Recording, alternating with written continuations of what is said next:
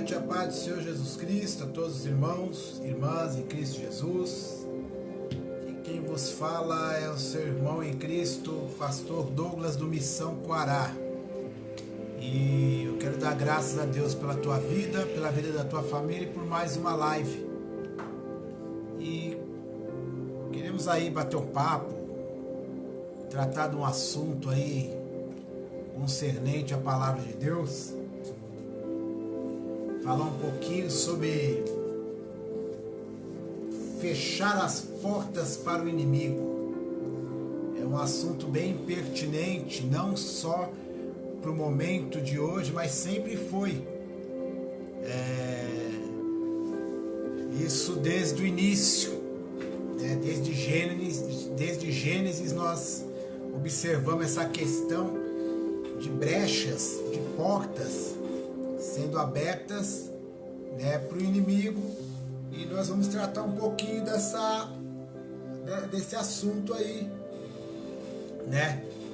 Falar um pouquinho sobre essa questão, né, de porta aberta, né? E porta aberta no caso aí já para dar início aí, né, sobre esse assunto de porta,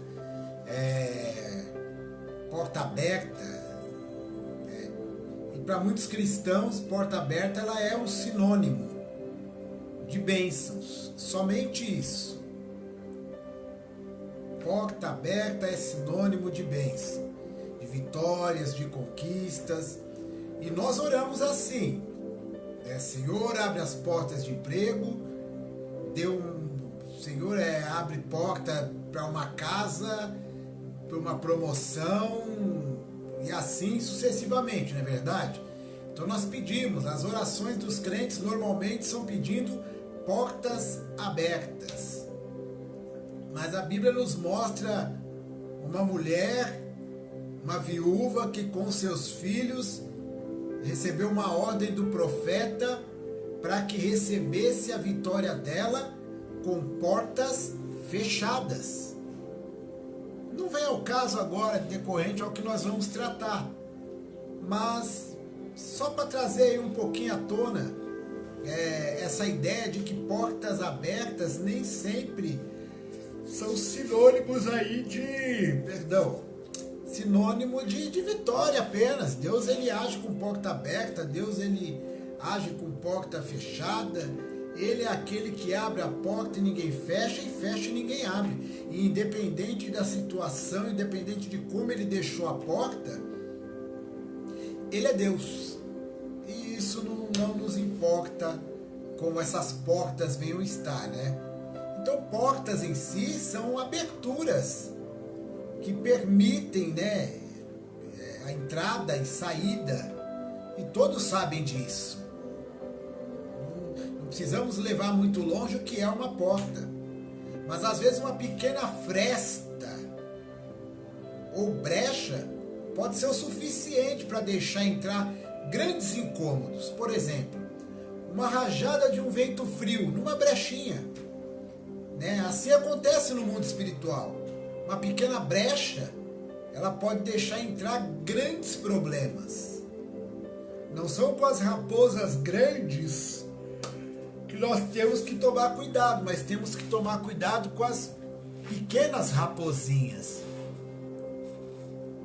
Nós nos preocupamos muitas vezes com as coisas que são grandiosas diante dos nossos olhos, mas as coisas pequenas passam por grandes e pequenas brechas. E essas pequenas brechas é que vão multiplicando aí com o tempo aí as dificuldades e os problemas da nossa vida, correto? Então assim, há diversos modelos de portas, e algumas são belas, caras, outras bem simples, porém todas elas servem para o mesmo objetivo no final das contas. E qual é esse objetivo? Permitir aos moradores o controle de quem entra na casa e de quem sai. E por isso, você, nós temos a chave. Porque o controle está na nossa mão, certo? Pelo menos deveria estar. E da mesma forma,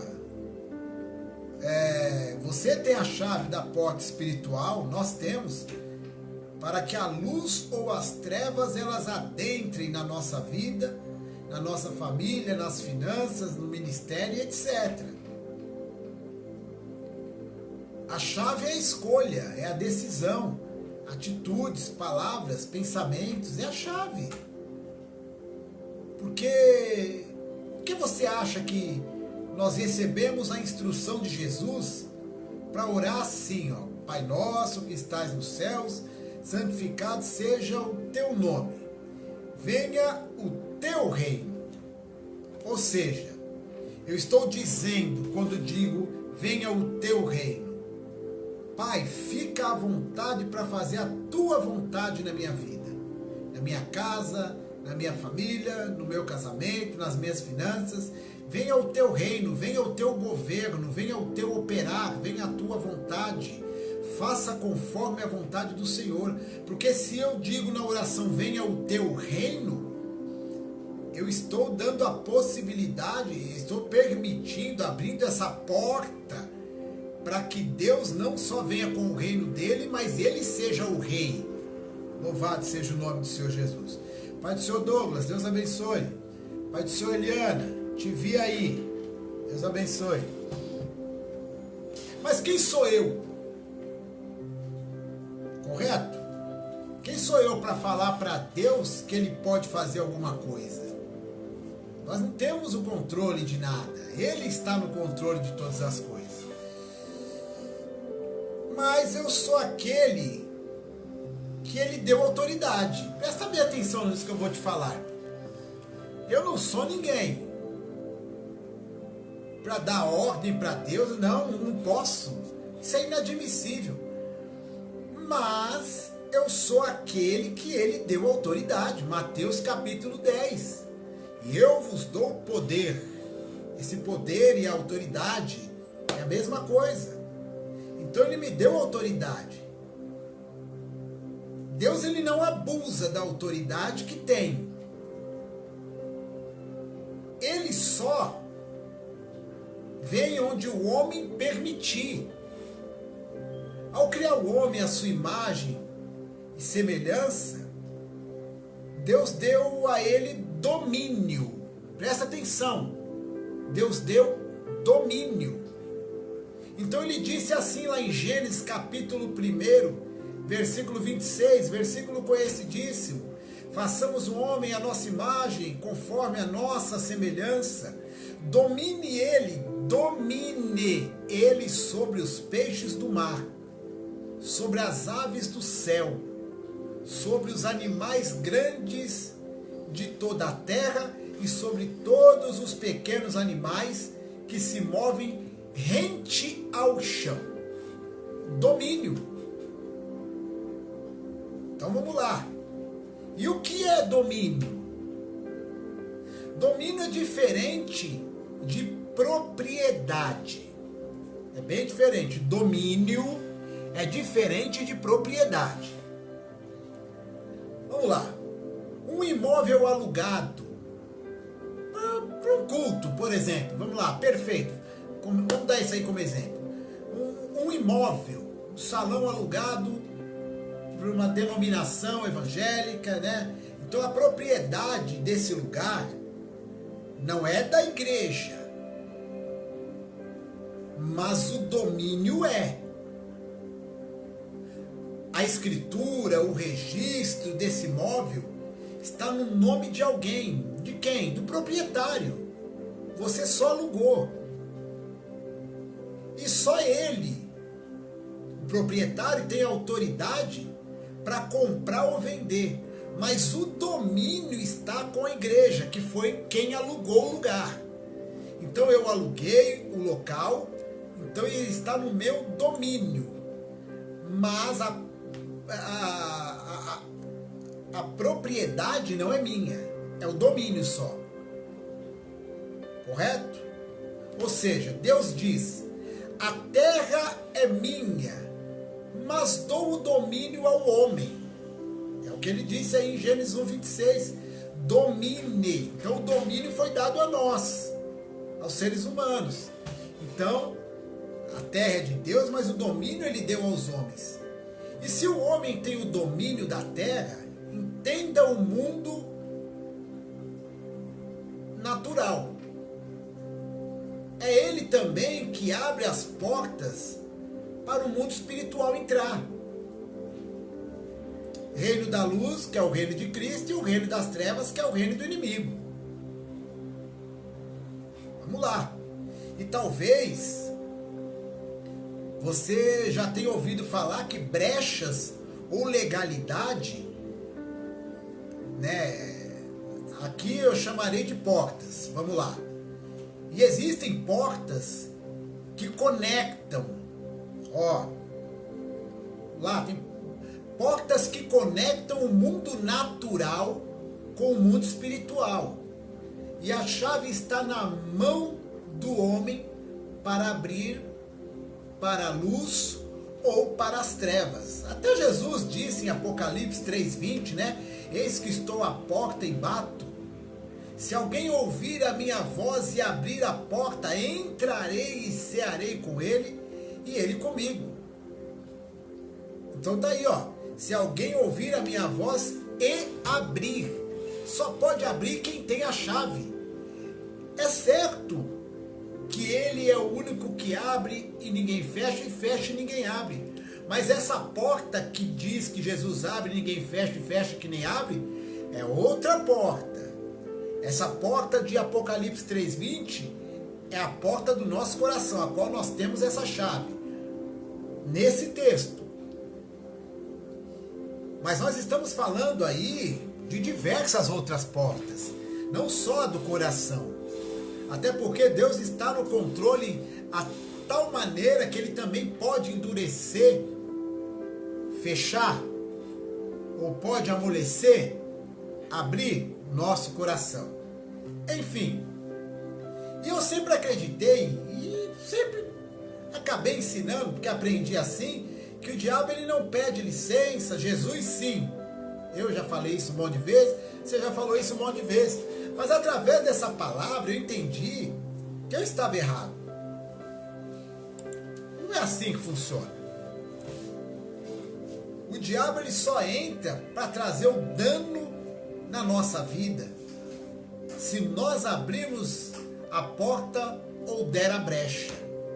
Então, na verdade, ele sim veio para roubar, matar e destruir? Sim. Mas quem é que abre? Quem abre a porta? Quem tem o domínio? Então eu pergunto, quem abre a porta para Satanás, para o reino das trevas entrar? O homem. E quem abre a porta para Deus, que é o reino da luz? O homem também. Então, na verdade, o nosso problema não é Satanás, nosso problema somos nós mesmos. São as nossas escolhas, nossas decisões e nossas propriedades. Já citei aí há segundos atrás, João 10, versículo 10, né? O ladrão vem apenas para roubar, matar e destruir, apenas a partear, né? E o ladrão é o inimigo. E se ele tem roubado ou matado algo na nossa vida, na minha, na sua vida, talvez seja porque nós temos permitido, talvez seja. Talvez abrimos alguma porta, alguma brecha, para que ele entrasse. Mas como assim? Talvez nós tenhamos aberto alguma porta, alguma brecha. A desobediência à palavra, por exemplo, não é uma fresta, é um arrombo. É uma senhora brecha que nós damos quando desobedecemos a palavra. E assim como no mundo natural existe leis, o mundo espiritual também é regido por leis. Existem leis morais, cerimoniais, penais, mas existem leis espirituais.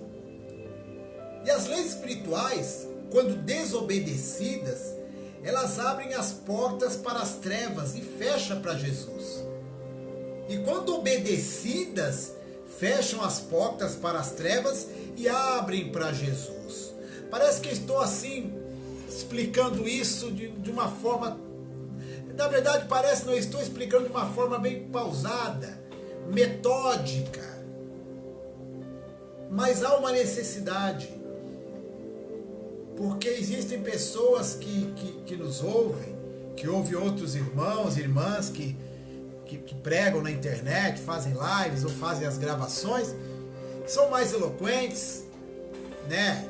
Pregam aquela mensagem mais avivada. Nós trabalhamos mais nessa parte do ensino, por isso que a gente acaba falando dessa maneira. Mas existe o público para esse perfil, existe o público para outros perfis de mensagem, de pregação, correto? Não sei por que eu estou explicando isso, mas Deus sabe todas as coisas, né? Mas aí nós começamos a entender que a obediência é uma das chaves para que nós venhamos ficar livre da operação demoníaca, correto? A obediência. Quando algumas dessas coisas, né, a mentira, a falta de perdão, a falta da oração, a falta da leitura da palavra, porque a falta do conhecimento é o que leva o povo a sofrer assim, de forma terrível. Pai do Senhor, irmão Pedro, seja bem-vindo. E o adultério, seja físico ou pensamento, fofoca, um monte de coisa, irmão. Pornografia, maledicência, etc. Faz parte da vida, da vida de muitos, né? E saiba que nós estamos abrindo brechas por onde o diabo possa entrar e fazer muitos estragos. No início da mensagem eu falei de raposas grandes e raposas pequenas, que nós prestamos atenção muitas vezes nas coisas grandes, mas as raposinhas, elas muitas vezes são imperceptíveis em meio a uma plantação. E aí a gente acaba perdendo a visão. Eu uso alguns exemplos às vezes, e eu em particular eu gosto muito de desenho animado. Minha esposa não.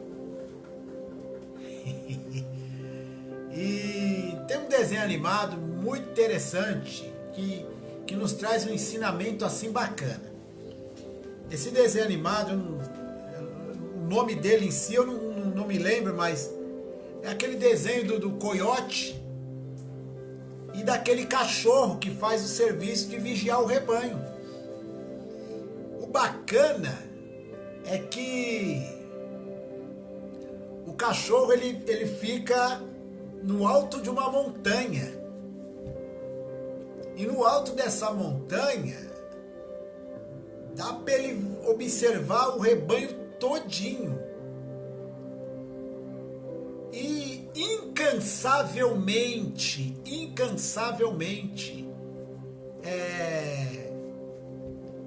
o coiote, o lobo, ele tenta arrebatar as ovelhas do rebanho. Às vezes, o desenho é bacana que às vezes o coiote ele entra, ele pega uma.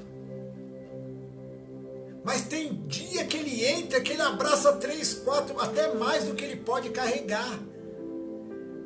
No desenho, esse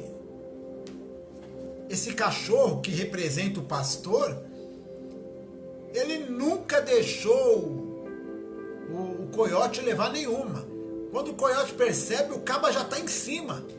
Ou dá uma porrada nele, ou só o olhar já... E o bacana é que o cachorro, ele tem uma franja que a princípio parece que ele não está enxergando nada, porque ele deita lá no alto da montanha e com aquela franja na frente dos olhos, às vezes dá a impressão até que ele está dormindo. Mas a palavra do Senhor nos diz que o guarda de Israel, ele nunca dorme. Eu gosto, tem um texto, dois textos na verdade. O primeiro deles é o Salmo 124. Salmo 124, ele nos deixa bem claro, né, quem é aquele que, por causa de quem que nós estamos de pé, né? E porque, até mediante essas brechas todas, né, nós conseguimos aí nos subsistir. Salmo 124 diz assim: se não fora o Senhor que esteve ao nosso lado, ora diga Israel. Se não fora o Senhor que esteve ao nosso lado, quando os homens se levantaram contra nós, eles então nos teriam engolido vivos, quando a sua ira se acendeu contra nós. Então as águas teriam transbordado sobre nós, e a corrente teria passado sobre a nossa alma.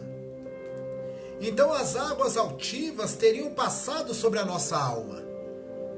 Bendito seja o Senhor, que não nos deu por presa aos seus dentes.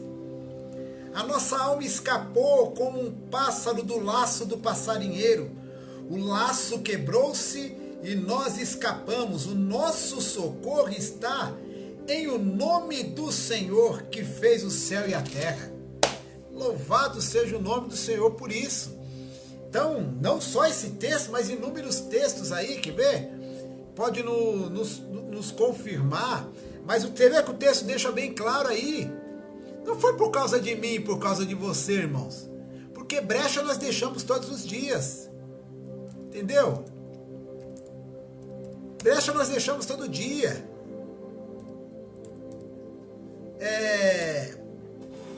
Mas é Deus que dá vitória. Temos aí também, ó, o Salmo 127, ó, pertinho aí, ó. Nós estamos no 124. Tá aí, ó. Se o Senhor... Imagina aí, ó. Nós estamos falando aí de brechas. Nós estamos falando aí de... Quando fala assim de brecha, imagina ser um muro, um reino. E você dentro, você, tua casa, tua família. E o Salmo 127 diz aí, ó. Se o Senhor não edificar, se Ele não edificar a casa, em vão trabalham os que a edificam. Se o Senhor não guardar a cidade, se Ele não guardar a nossa casa, em vão vigia a sentinela. Se Deus não guardar minha casa, não adianta alarme, não adianta revólver, não adianta cachorro bravo, não adianta segurança dentro de casa, na rua. Se Deus não guardar, se eu verdadeiramente... Agora, como é que eu coloco... Como é que eu coloco nas mãos de Deus verdadeiramente, irmão? Verdadeiramente, como é que eu coloco as coisas? Não é fácil para alguns. Não é fácil para alguns confiar em Deus. A Bíblia nos mostra aí que o decorrer da palavra de Deus nos mostra aí a questão da confiança. E Deus, Ele conhece muito bem o coração do homem. Isso me vem à memória Gideão. Gideão, ele vê outro salmo aqui na mente também. Antes de eu falar de Gideão, ó, tem o Salmo 21 também, ó. Eleva os olhos para os montes. Aqui são os salmos de romagem, né? Salmo dos degraus, salmos de degraus, que é do 120 ao 134, se eu não me engano. É isso mesmo. São salmos de degraus. Já preguei sobre isso nas lives. 120 ao 134. E o 121 fala: eleva os olhos para os montes. De onde me virá o socorro? Né? O meu socorro vem do Senhor que fez o céu e a terra. Não deixará vacilar o teu pé. Então nós vacilamos. Salmo de número 73 é o salmo de Asaf. Ele fala: quanto a mim, os meus pés quase que se desviaram. Pouco faltou para que tropeçasse os meus pés. Está aí, ó. E o versículo 3 do Salmo 121 diz, ó, que Deus não deixará vacilar o nosso pé. Então os nossos pés vacilam sim, mas é Deus que não deixa. A oração do Pai Nosso, nós não oramos? Pai Nosso que estás no céu. Já, ó, segunda vez citado hoje. Santificado seja o teu nome, venha o teu reino e seja feita a tua vontade, se na terra como no céu. O pão nosso de cada dia dá-nos hoje, perdoa as nossas dívidas, assim como nós perdoamos quem nos tem ofendido. E não nos deixe cair em tentação. Então nós caímos em tentação. Para que nós venhamos pedir para Deus não deixar com que nós venhamos cair, é porque nós caímos. Só pede socorro para Deus quem precisa de socorro. Só pede para Deus não deixar vacilar quem vacila. Simples. Só pede para Deus: Pai, não deixe meus pés escorregarem. Quem escorrega. E quem são esses? Somos nós. Não adianta. Deus olhou de lá do alto para aqui para baixo e não viu um justo sequer. O que ele disse para Jó serve para nós.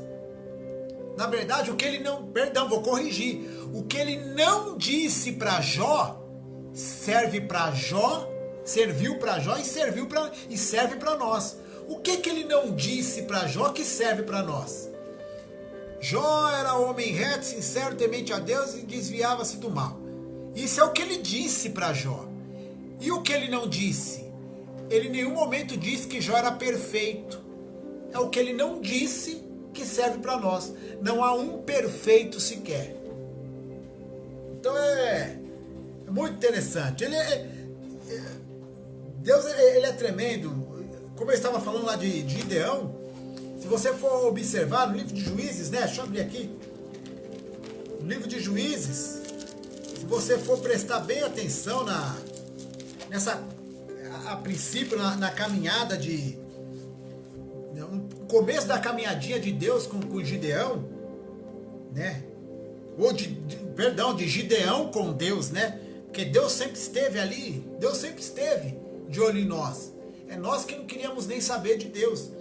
Mas aí nos mostra aí, ó, no capítulo de número 6, mostra aí quando Deus, ele se apresenta para Gideão. Então no versículo, vamos lá,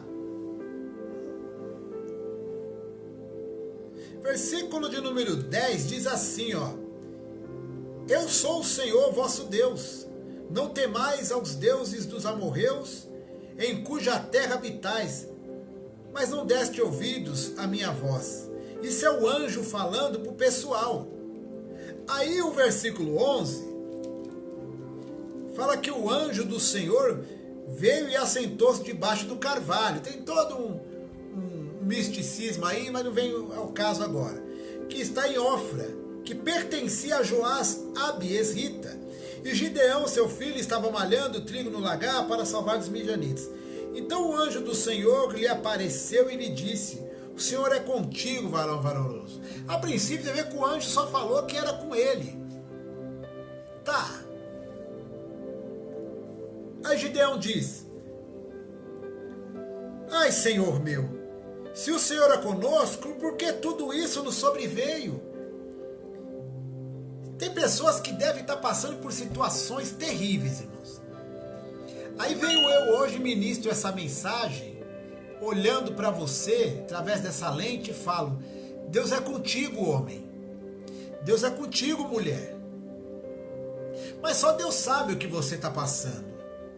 Gideão, quando o anjo falou isso para ele disse isso para o anjo: se Deus é comigo mesmo, se é com a gente, por que nós estamos passando tudo isso?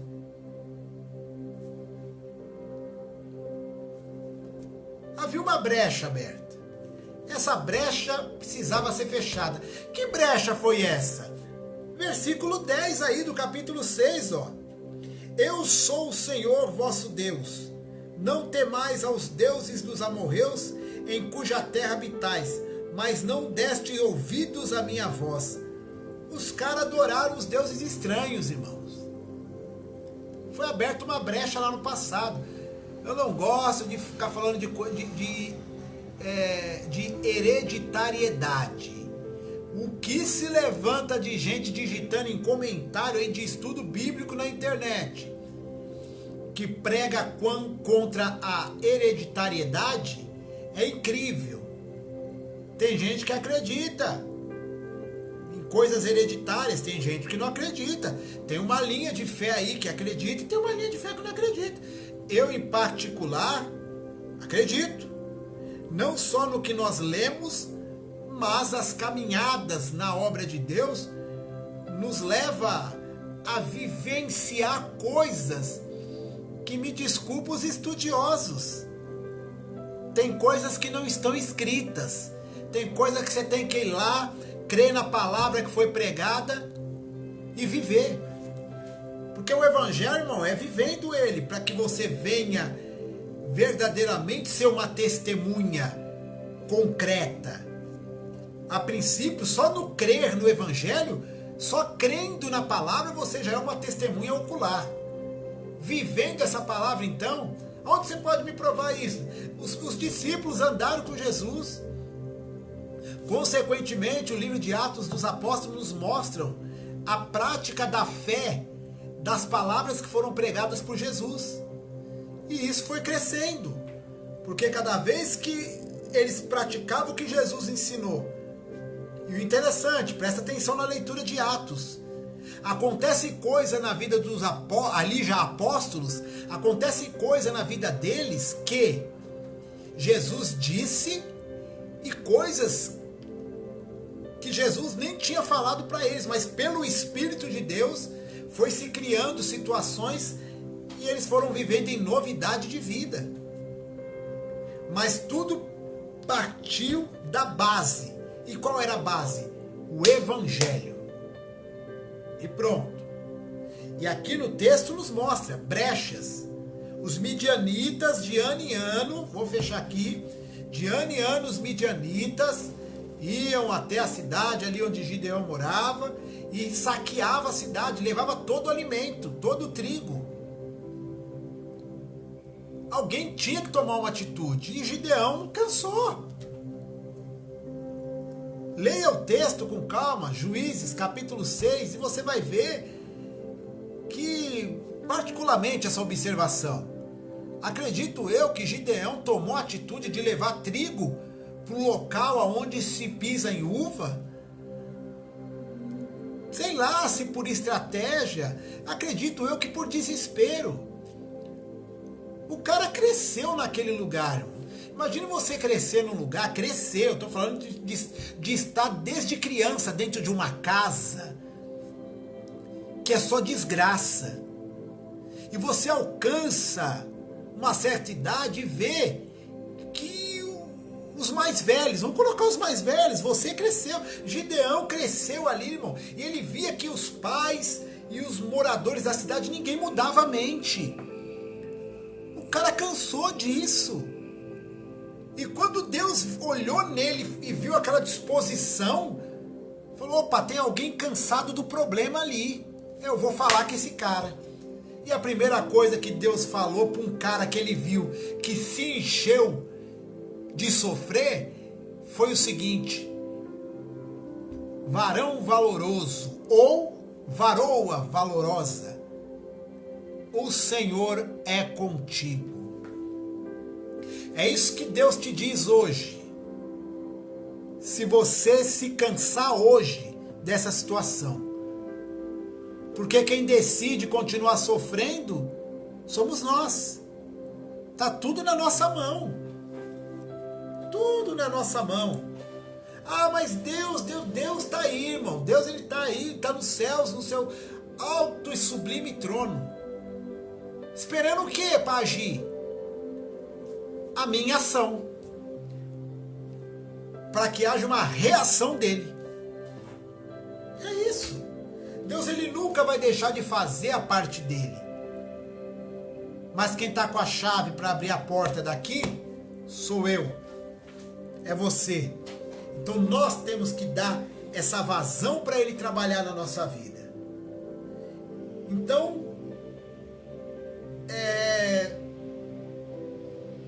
às vezes as pessoas pedem oração, né? Pede oração para o pastor, pede oração para um monte de gente, né? E a gente ora, os irmãos aí oram. Mas passa um tempo, a pessoa continua voltando com o mesmo problema, né? Existem alguns princípios, a gente tem que prestar atenção, existem alguns princípios que não podem ser deixados de lado. Não pode. Gálatas capítulo 1. Gálatas 1, versículo 10. Diz assim: acaso busco eu agora a aprovação dos homens ou a de Deus? Ou estou tentando agradar a homens? Se eu ainda estivesse procurando agradar a homens, não seria servo de Cristo. Isso é o que Paulo deixou registrado pelo Espírito em Gálatas 1:10. Quando nós abrimos a mão dos princípios de Deus, irmãos, para não agradar as pessoas ou para não perder a amizade, nós estamos abrindo as portas para o reino das trevas e fechando para o reino da luz. É muito complicado querer agradar os outros e desagradar a Deus. A quem nós estamos agradando? Aos homens ou a Deus? Saiba que cristão fiel, ele procura obedecer e agradar ao Senhor Jesus, seja a que preço for, custe o que custar. É assim que tem que ser, é assim que nós temos que ser. Mas o ser humano, ele é muito inseguro. Ele não aceita ser rejeitado. Um bom exemplo disso seria um jovem, vamos dar um exemplo, né? Um jovem que não gosta de bebida alcoólica. Mas quando ele se vê em uma roda de amigos, ele bebe assim mesmo para agradar os amigos e fica com vergonha de falar que não bebe. Não abra mão dos princípios de Deus para agradar as pessoas, não. Não que adianta ser conhecido na terra e não ser conhecido no céu. O nosso viver diário tem que ser coerente ao que diz a palavra de Deus, e muitas vezes, para agradar a Deus, vai ser necessário desagradar muita gente. Tem que ter postura. Acabou. As nossas atitudes, elas abrem portas para que o inimigo venha, mate, roube e destrua. É muito sério o que eu estou falando. É necessário tomar uma decisão. A amizade com o mundo é inimizade contra Deus. Acabou. É como uma procuração para que o diabo toque em nós e em tudo aquilo que é nosso, que nos pertence, e ainda toque em 4 gerações. E isso é sério. Imagina, eu dou uma brecha hoje, olha só, eu dou uma brecha para o diabo hoje e dou condição para ele tocar em 4 gerações que vai vir da minha família. Como assim? O livro de Êxodo, capítulo 20, versículo 5, diz assim: não te prostrarás diante deles, nem lhes prestará culto, porque eu, o Senhor teu Deus, sou Deus zeloso, que castiga os filhos pelos pecados de seus pais, até a 3ª e quarta geração daqueles que me desprezam. Então, desprezar a Deus, desobedecer a Deus, se prostrar a deuses estranhos, o resultado é esse. Conhece aquela família que de geração em geração vive no alcoolismo, separação, miséria? São portas que foram abertas no passado e nunca foram fechadas. Acredite quem quiser. Acredite quem quiser. Aí o diabo continua roubando e destruindo nas gerações futuras. Mas esse negócio não acabou com a cruz. A cruz não acabou com esse negócio. Jesus já não foi para a cruz e aniquilou tudo. Opa! Presta atenção. A cruz acaba com a maldição. Mas nada na cruz é automático. Jesus morreu na cruz para salvar o mundo, mas o mundo não está salvo automaticamente. O mundo quer dizer as pessoas do mundo. Quando fala salvar o mundo aí, as pessoas. E se as pessoas, mesmo com o sacrifício de Cristo, não querem ser salvas? Vamos dar um exemplo bíblico aí? O que eu vou ler aqui não anula o sacrifício da cruz, de forma nenhuma. Não anula. Foi feito o sacrifício e a salvação foi decretada por Cristo na cruz. Agora, eu quero a salvação? É isso aí. Livro de Romanos, pega a tua Bíblia aí. Romanos. Vamos ver aqui. Onde é que nós vamos ler?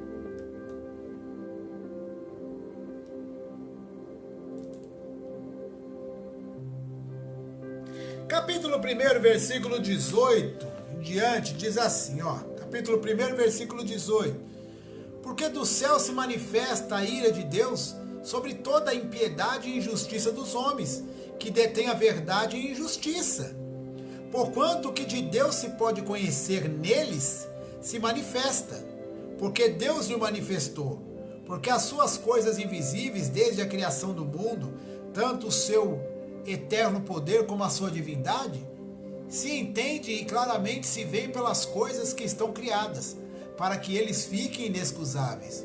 Porquanto, tendo conhecido a Deus, não o glorificaram como Deus, nem lhe deram graças. Antes, em seus discursos, se desvaneceram e o seu coração insensato se obscureceu.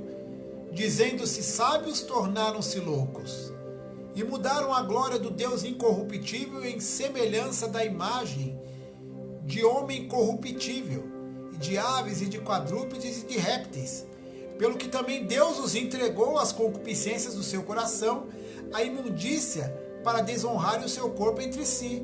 Pois mudaram a verdade de Deus em mentira, e honraram e serviram mais a criatura do que o Criador, que é bendito eternamente. Amém. Tá aí?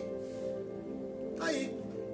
As atitudes de quem não quer a santidade não anulam o que Cristo fez na cruz. Pai do Senhor Lohane, Deus abençoe. Seja bem-vinda. Então, o sacrifício de Cristo foi feito e pronto. Acabou. A cruz, ela acaba com a maldição, mas nada na cruz é automático, como já disse. Morreu Jesus na cruz para nos salvar e para salvar o mundo. Mas o mundo não está salvo automaticamente. Quem está salvo? Pela fé, nós cremos. Quem foi para a cruz em arrependimento, confessou o pecado e anda na luz, como Jesus. Agora, o texto disse, conheceram Deus, conheceram, e não glorificaram Ele como Deus. Deram as costas. Aí Deus olhou e falou, então, fica aí nas suas vontades. Mas Deus não entregou eles assim, a vontade deles e abriu mão. Não. Se houver arrependimento, é como o pai do filho pródigo, ele está de braços abertos. Mas ele não pode forçar nada. Mas sempre vai criar situações. Presta bem atenção no que eu vou falar. Deus não vai forçar nada. Mas ele é misericordioso, ele sempre vai criar situações para que esse filho volte. Sempre. O diabo, ele reivindica o direito de agir, porque nós abrimos a porta. Lembra que eu disse? É um livro de leis. Livro de leis. Então, se um inciso, se um parágrafo daqui de dentro tiver, ele olhar para nós e ver que dentro do contexto bíblico nós estamos em falta com Deus, ele pede. Ele está no direito dele. Há uma brecha na nossa vida que há muito tempo não é fechada e ele tem percebido que Deus tem nos avisado. Presta atenção, ele está percebendo que Deus está nos avisando e nós não estamos dando ouvido e não fechamos a brecha. Ele pede a nossa alma. Eu acho que é o Evangelho de Lucas. Vamos lá em Lucas. Não lembro se é em Lucas. Eu já gostaria de citar, mas eu quero ir lá no Evangelho. Eu prefiro já ler o que está na íntegra. Aqui em Lucas, ó. Vamos lá.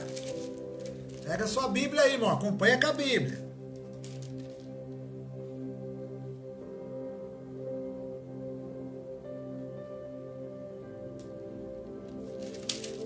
Evangelho de Lucas. Tem um texto aqui que fala sobre Pedro. Deixa eu achar aqui.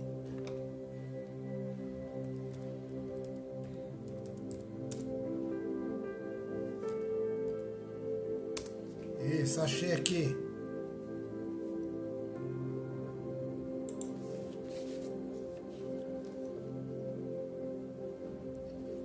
Isso, acho que é Lucas mesmo.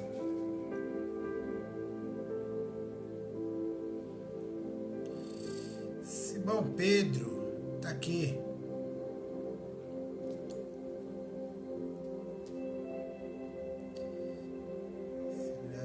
Publicanos, Simão, tá aqui. É isso aqui, ó. Satanás vos pediu para vos cirandar como trigo. É isso que ele diz, Jesus disse para Pedro. Nós falamos aí nessa questão aí da reivindicação.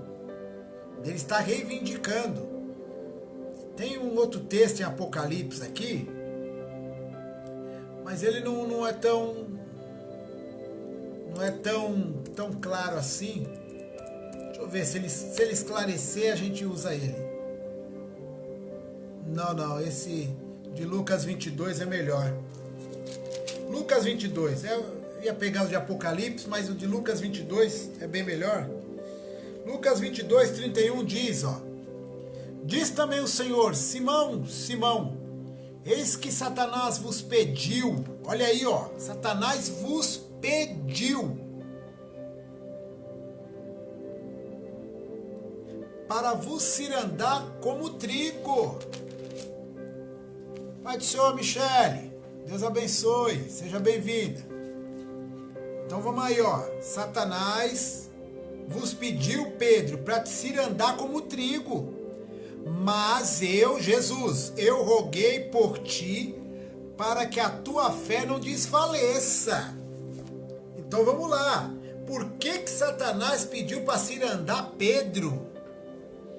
Porque Pedro estava numa condição, biblicamente, que Satanás viu que ele se enquadrava dentro da lei de Deus, ele se enquadrava em uma condição em que Satanás tinha livre acesso, ao ponto de pedir para dar uma trituradinha ali, para quebrar Pedro no pau, porque havia uma brecha. Então há uma necessidade de ficarmos atentos. ele reivindica assim o direito de agir por causa de uma porta aberta para ele. E a justiça de Deus é tão perfeita que ele é justo até com o diabo. Ele vela pela palavra dele. O diabo ele chega diante de Deus e faz essa reivindicação. Eu tenho duas ações para que as portas sejam fechadas por ele, para ele. O arrependimento e a confissão dos pecados. A conversão verdadeira para que os nossos pecados sejam cancelados. Desfazer as oportunidades que eu dei um dia, abrindo as portas para o inimigo entrar um dia na minha vida, ordenar a saída dele e fechar essa porta para que ele não entre nunca mais na minha vida, na minha casa, na minha família, nas minhas finanças, na minha saúde, no meu casamento. Imagina um rapaz, um acumulador. Vamos dar um exemplo. Ó. Presta bem atenção. Imagina um rapaz que é acumulador de lixo. Como aqueles que aparecem na TV aí, você conhece aí no seu bairro alguém que acumula lixo? Pois bem,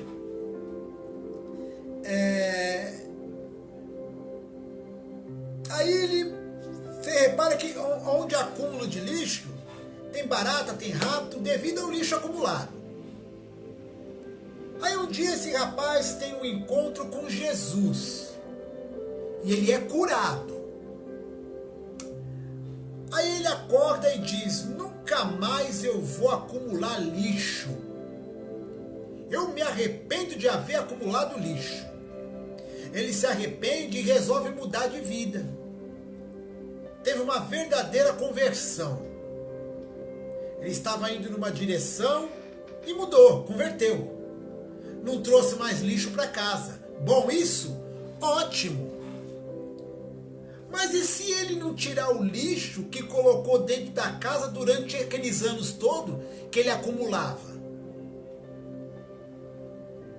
Se os sacos de lixo continuarem nos quartos, resto de comida na pia, lixo no banheiro, na cozinha, os ratos, as baratas vão embora? Só porque ele não traz mais lixo e se arrependeu? A sujeira some? Não. Ele precisa arrancar a sujeira que ele acumulou dentro da casa e jogar fora. Então não é porque ele não traz mais lixo que o lixo que está lá não tem que ser arrancado. Tá me entendendo? Ah, agora eu vou para a igreja, agora eu sou crente. Mas tem um monte de lixo dentro da pessoa ainda que é daquela época. Faz uma limpeza dentro da tua casa, em nome de Jesus. Você entendeu? Que pode ter algo encoberto na sua vida, talvez de anos ou gerações, que precisa ser lançado fora. Precisa haver confissão disso, para fazer uma limpeza e fazer a porta para o inimigo não ter mais autoridade, fechar essa porta, para o inimigo não ter mais autoridade nenhuma, não ter mais condição dele entrar, nem matar e nem destruir. Presta atenção, as chaves estão nas suas mãos. Não adianta você vir aqui, orar, continuar cometendo os mesmos pecados, ou abrindo mão dos princípios de Deus para agradar as pessoas. E não mandar embora os demônios que possam ter entrado em sua vida por alguma brecha que deu. Como vimos, Jesus disse lá em João 10, versículo 10, né? Que o ladrão não vem senão para roubar, matar e destruir. Mas na sequência ele diz que ele, Jesus, veio para dar vida, né? Para que tenham vida e a tenham vida com abundância. E essa abundância é de paz, em primeiro lugar. Não vai pensando em material, não é isso. Se não fosse isso, ele não teria dito: buscai primeiro o reino de Deus e a tua justiça, e todas estas coisas vos serão acrescentadas. Não é as demais coisas, não, é todas estas coisas vos serão acrescentadas. Serão. Mas busca o espiritual, em nome de Jesus. Se a sua vida não está em abundância de bênçãos, alguma porta está aberta para o inimigo, ou alguma brecha. E enquanto as portas que foram abertas não forem fechadas, o inimigo está fazendo a festa. Entenda que o mundo espiritual é real, ele existe. É muito profundo isso. Enfim, concluindo, Deus ele está aqui para te dizer o seguinte: fecha essa porta hoje, fecha essa porta para o inimigo e abra para Jesus, para que o reino de Deus reine na sua vida. Se há algo oculto, algo encoberto na sua vida, precisa ser trazido à luz, com arrependimento, confissão de pecado. As chaves estão nas suas mãos. Peça para o Espírito Santo lhe revelar onde estão as brechas. Se você não lembra, se você... Enfim, pede para Ele te mostrar. Ele vai fazer, Ele vai trazer a tua memória. E as portas que foram abertas vão ser fechadas.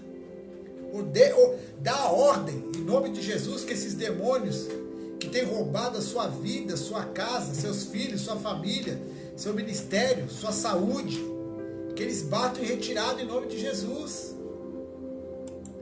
Não deixa ele tomar conta da sua vida, não deixa ele tomar conta da tua casa. Não deixa. Tua vida é de Deus. A tua vida é de Deus. E o inimigo não pode fazer o que ele quer, não. Não pode fazer o que ele quer. Em nome de Jesus Cristo, toma posse dessa palavra. Toma posse dessa vitória. E tenha fé e acredite em nome de Jesus que você pode tudo naquele que te fortalece. Que Jesus, ele te dá a vitória sim. Ele te dá a vitória. Então fica nessa fé, irmãos, em nome de Jesus. Deixa Deus fazer uma obra na tua vida. Deixa Deus trabalhar no teu coração. Porque só Jesus pode libertar a gente dessas tribulações demoníacas. Só Ele pode dar vitória. Em nome de Jesus. Curva a tua cabeça aí onde você está, fecha teus olhos. Pai, em nome de Jesus Cristo, eu peço por este homem, por esta mulher, por toda a família dele, por toda a família dela. Que o Senhor venha, Deus, em nome de Jesus, perdoar os pecados e as falhas. Para aquele que está se reconciliando com o Senhor, aceita o teu filho, a tua filha de volta. Visita em nome de Jesus Cristo o coração deles e que eles venham ser recebidos, Deus, com muita alegria, Deus, novamente no reino de Deus. Abençoa, Deus, esta casa, esta família. Revigora, Deus, dá saúde para esse homem, dá saúde para essa mulher. Faz um milagre, Deus, no organismo deles. Faz um milagre, Deus, na saúde dela. Visita a mente, o coração, tira toda a dor e dá vitória em nome de Jesus. O grande amor de Deus e a graça do Senhor e Salvador Jesus Cristo e a comunhão do Espírito Santo seja sobre a tua vida, a tua casa, até a volta de Cristo. Se você pode aí, diga amém. Que Deus abençoe. Continue orando por nós, nos dando vitória. Mais uma vez, quero ser grato a todos os irmãos que nos ajudaram aí na feijoada. Foi uma bênção, Deus nos deu vitória, né? Recebemos alguns depósitos de irmãos que ofertaram, mas irmãos que ainda quiserem ofertar para estar nos ajudando, estamos aí recebendo essas ofertas para que nós venhamos dar continuidade ali à arrumação da casa de Deus. É isso, estamos abrindo o ministério, Deus deu vitória e já estou abrindo publicamente aqui para os irmãos, tá bom? Que Deus venha abençoar os irmãos que sentirem de estar nos ajudando aí. Falta algumas coisinhas, irmãos que já abriram igreja aí sabem como funciona. A dificuldade está bastante grande ainda, mas Deus vai dar vitória. Vai dar vitória porque nós trabalhamos pelo reino de Deus e é um ajudando o outro, tá bom? Então estamos abertos ainda às ofertas e cremos que os irmãos, se puderem, vai estar nos ajudando, ou financeiramente, ou com oração, ou com algum utensílio que a casa de Deus esteja precisando. Qualquer coisa, entre em contato conosco, tá bom? E que Deus te abençoe em nome de Jesus. Pai do Senhor a todos.